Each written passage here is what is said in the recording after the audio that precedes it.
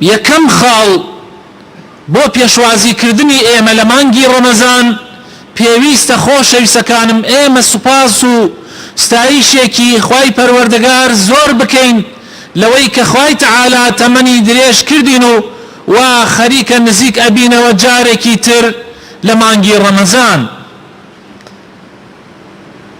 ئامادەبوون و نزیکبوونەوە لە مانگی ڕەمەزان و گرتنی مانگی ڕەمەزان یەکێکە لە نیعمەتە هەرە گەورەکان کە پێویستە ئینسانی مسلمان زۆر سوپاسی خوای گەورەی لەسەر بکە.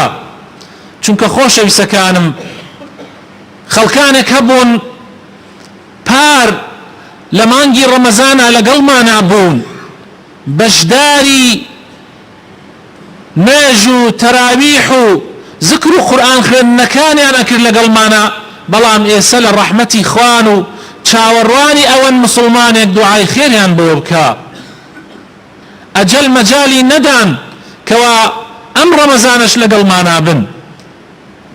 جا ئێمە ئەگەر خوای گەورە ئەو نیعمەتەی بەسەرا ڕشتین و گەشتین بە مانگی ڕەمەزان، حەقە زۆر سوپاسی خوای گەورە بکەین. براینە خەڵکی وا هەیە هەر لە ژیانیا چەند ڕەمەزانێک ئەبینێ، جا ڕەمەزان ئەبێتە مایەی کەفارەتی گوناحەکان کە سێ جار پێغەمبەری خوا صلی الله علیه وسلم لە سێ حەدیثان مژدەی گەورە ئەدا بەو کەسانەی کە ئەگەنەوە مانگی ڕەمەزان کە سێ غوفرانی گەورەی تایە. غوفرانێک هەر کەسێک من صام رمضان إيمانا واحتسابا غفر له ما تقدم من ذنبه.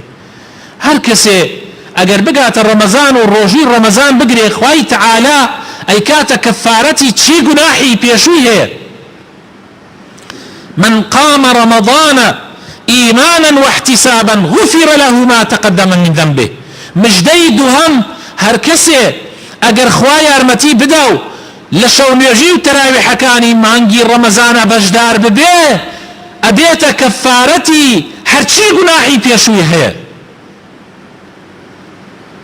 من قام ليلة القدر إيمانا واحتسابا غفر له ما تقدم من ذنبه.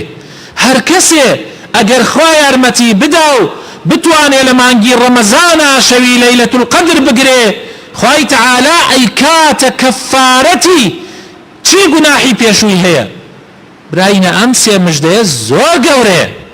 تۆ ئەتوانیت هەرسێکی دەستکەوێ، ئەتوانی عەزم بکەی هەرسێکی لە دەست خۆت نەدەی لە مانگی ڕەمەزانە سێ جار خوای تەعالا لە گوناحەکانت خۆشەوێ لە گوناحەکانی پێشووت. ئەگەر هەرسێکیت پێ نەکرا خۆ دوانیت پێ ئەکرێ، ئەگەر دوانیت پێ نەکرا یەکێکی لە دەستی خۆت مەدە.